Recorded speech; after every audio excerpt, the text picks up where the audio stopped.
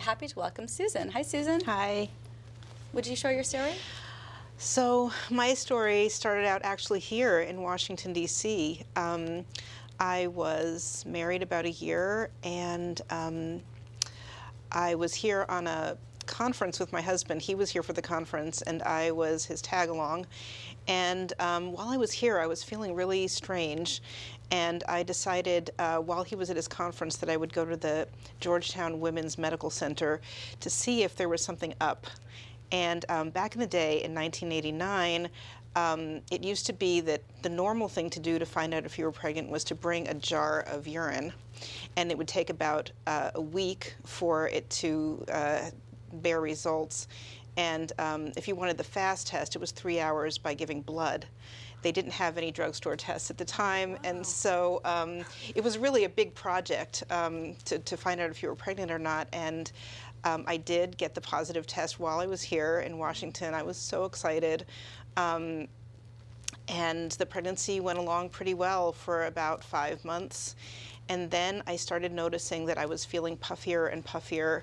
I was feeling squishy. I couldn't put my shoes on.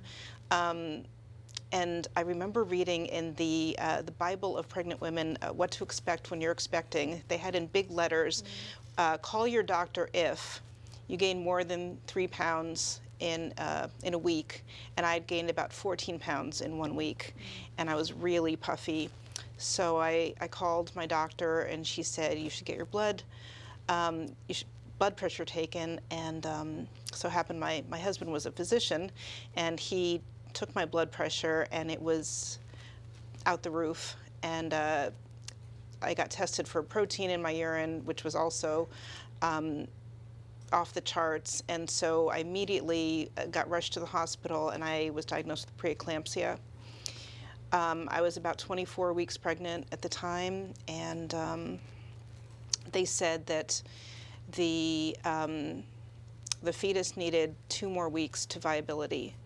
But they said that I didn't have 2 weeks, that I would either have a stroke or die, and that it needed to be terminated immediately. And it was one of the hardest experiences I've ever had. It didn't feel like a choice,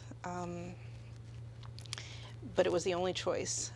And I did try to do a little bargaining there. I said, well, at the time I was working as a physical therapist. I said, I have a physical therapist, and if I have a stroke, I can rehabilitate myself. I was really in heavy bargaining mode.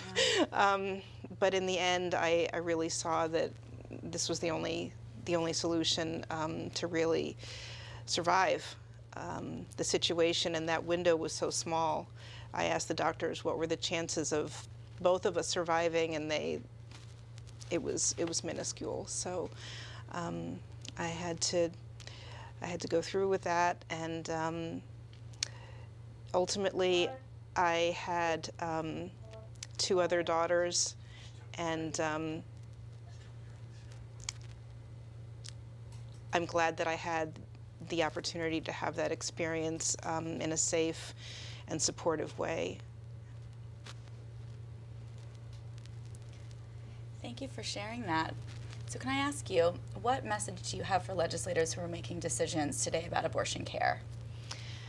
The message that I have is that this is such a personal decision. It's such a hard decision, and especially in this situation, second trimester, or what they call late-term abortions, are really being vilified. And nobody would choose this unless they absolutely had to. And it needs to be available. I don't think I would be here. I don't think I would be alive if they had prevented me from having this procedure. And yeah, so I think it's necessary that this option be available and safe and accessible. Thank you so much, Susan. Thanks for having me.